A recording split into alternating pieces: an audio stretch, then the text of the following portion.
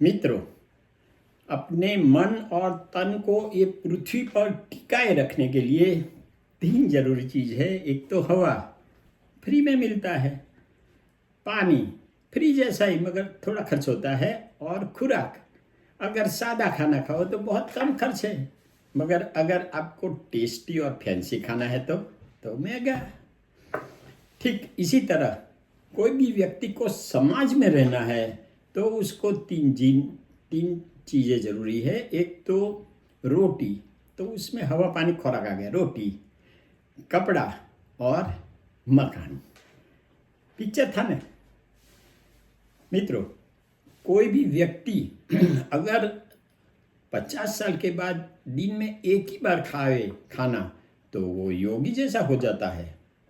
मन मजबूत और तन तंदुरुस्त। अगर वो 3 बार खाना खाता है, सुबह दोपहर और शाम, तो भोग विलास वाला।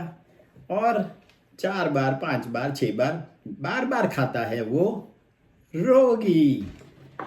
आज हम मित्रों, एक खुराक है ना, अपना पाचन तो खुराक पकाने से ही हो जाता है, पाचन योग्य खाना हो जाता है। फिर वो मुंह में जाता है, शरीर में अलग अलग अंगों में से घूमकर मल द्वार से बाहर निकलता है। तो वो पाचन तंत्र के बारे में हम आज समझेंगे।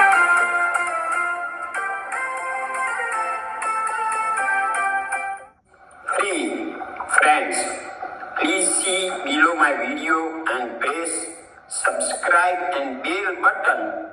It is free. You will get my videos automatically. शरीर टिकाए रखने जरूरी, हवा फ्री, पानी बहुत कम खर्च, खुराक सादा खुराक खाओ तो सस्ता, फैंसी और टेस्टी खाना है तो महंगा। समाज में रहने जरूरी ये 3 चीज़ है, रोटी, कपड़ा और मकान। ये तो पिक्चर था ना, जिन्नत अमान थी मेरे ख्याल से। 4 प्रकार के व्यक्ति 50 वर्ष के बाद।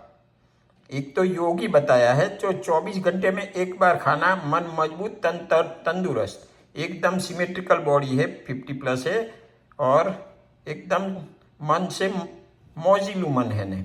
और ये लेडी तो देखो प्लांक कर रही है। योगी और भोगी के बीच 2 बार खाना और सिलेंड्रिकल बॉडी। इनकी बॉडी कैसी है? एकदम सिलेंडर जैसी, स्ट्रेट। अभी भोगी, वो 24 घंटे में 3 बार खाना और भोग विलास, खाना पीना और आनंद। तो इनका शरीर थोड़ा यहां से चौड़ा है। 4 रोगी, 24 घंटे में 4 से ज्यादा बार खाना, बार बार खाना।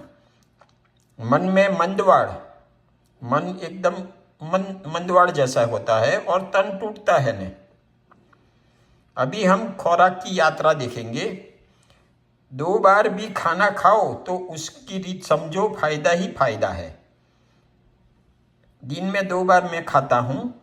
1, सुबह सूर्योदय के बाद 8 बजे राजा जैसा, लाइक अ किंग, भारी नाश्ता, भरपेट खाओ, खाना जैसा। सुबह में चयापचय, मेटाबॉलिज्म बहुत होता है तो अच्छा पाचन होगा। दूसरा खाना है सूर्यास्त के पहले, सोने के 3 घंटे पहले, हल्का सा खाना, पेट थोड़ा खाली रखो, और 6 बजे के आसपास मैं खाता हूँ। 2 खाने के बीच में 8 घंटे की दूरी से खुराक का पाचन, शोषण और पाचन तंत्र की स्वच्छता अच्छी होती है और तन में ताजगी रहती है, मन मौजिलू रहे। मित्रों, विज्ञान से मैं असहमत हूँ। विज्ञान कहता है कि हर 3-4 घंटे में थोड़ा थोड़ा खाने से चयापचय, मेटाबॉलिज्म क्रिया चालू रहती है। मेरे ख्याल से वो सही नहीं है। अभी मैं एक उदाहरण देता हूँ कि यदि हम चावल को भात बनाने रखें और बीच में बार बार नए चावल डालते जाए तो वो भात ठीक नहीं होगा। 8 घंटे के बाद खाना खाने के पहले अच्छी भूख लगती है। मेरा अनुभव है कि 50 वर्ष के बाद दिन में बार बार खाने से अपचो, गैस, वाछूट, ओडकार, बेचैनी होती है। लग्न या अन्य त्योहार में ज़्यादा खाना खा लिया हो तो 24 घंटे के बाद खाना खाओ।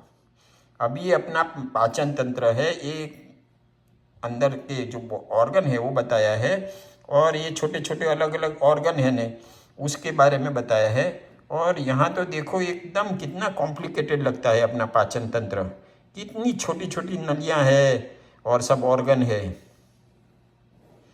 खाना पकाने से पाचन योग्य हो जाता है, पाचन की शुरुआत यहाँ से होती है। ये खाना हम पकाते हैं न तो पाचन योग्य हो गया, तो अच्छा पाचन की क्रिया यहाँ से शुरू हो गई। दूसरा, मुख।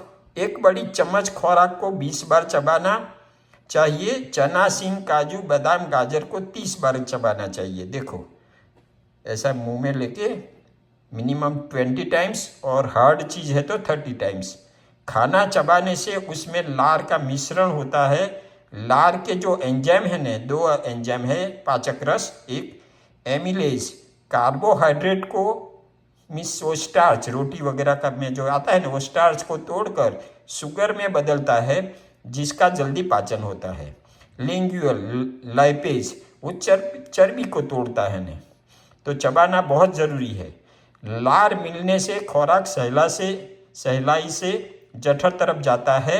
जठर का 3/4 भाग खुराक होना चाहिए और 1/4 भाग खाली होना चाहिए। देखो ये 3/4 भरा हुआ है और 1/4 खाली होना चाहिए। जठर में खुराक 3-4 घंटा रहता है। जठर की किनार से एसिड और एंजाइम निकलते हैं, वो खुराक का रक्षण करते हैं।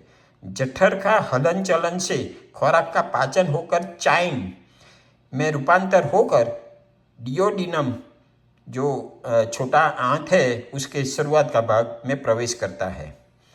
अभी लीवर जो बाइल छोड़कर पाचन में मदद रूप तथा खून का शुद्धिकरण करता है, दवाइयाँ तथा बैक्टीरिया को भी खत्म करता है। ये लीवर है, बहुत इंपॉर्टेंट है लीवर।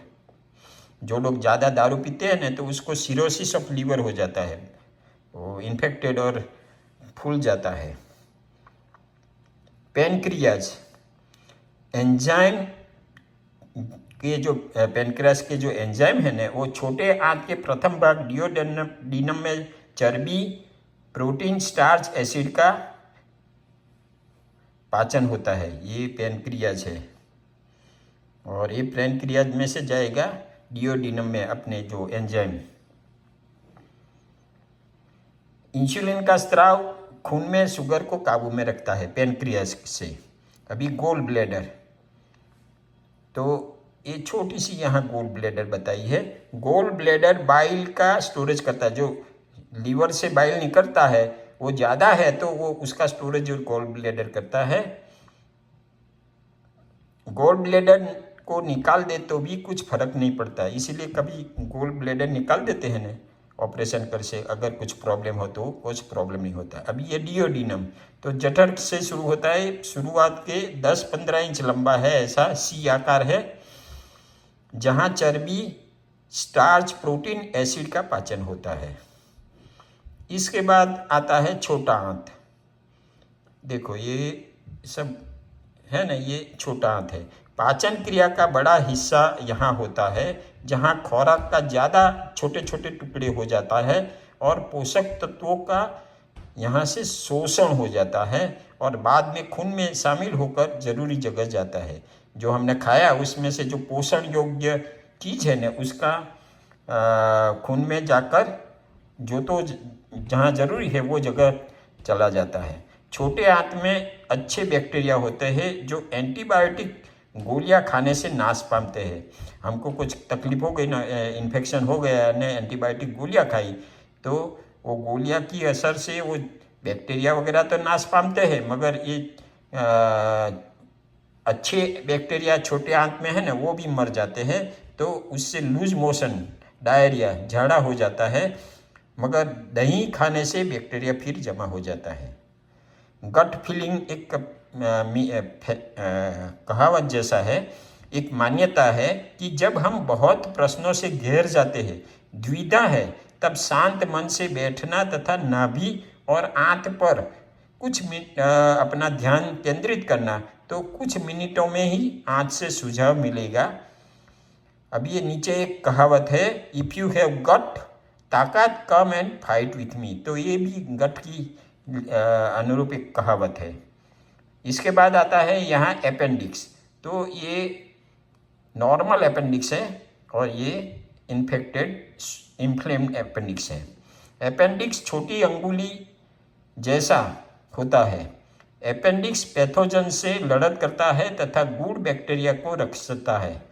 अपेंडिक्स सूज जाता है तो उबका, उल्टी, कब्ज, बहुत दर्द होता है वो जगह, और इमरजेंसी में ऑपरेशन करके निकालना जाता है।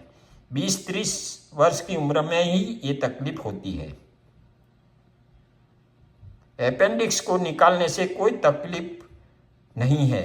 अपेंडिक्स फट जाता है तो पेरिटोनाइटिस होता है, वो डेंजरस है। बड़ी आंत लास्ट में आता है, ये बड़ा आंत है। वो 60 इंच 153 सेंटीमीटर लंबा है। उसका कार्य क्या है? पानी को सोख लेता है, पोटेशियम और क्लोराइड को सोख लेता है, विटामिन को सोख लेता है और मल को मल द्वार तरफ भेजता है। एक मिनट हास्य या हकीकत। जब आप गुस्से वाले घेटा और गाय, देखो ये घेटा भी गुस्से में है और गाय भी फ्राउन कर रहा है, गुस्सा ही है उसमें भी, कि आगे से निकलते हैं तो क्या मिलेगा? Bad mood. बा मीन्स वो घेटे का आवाज हुआ और मुंह गाय का आवाज हुआ, बैड मूड।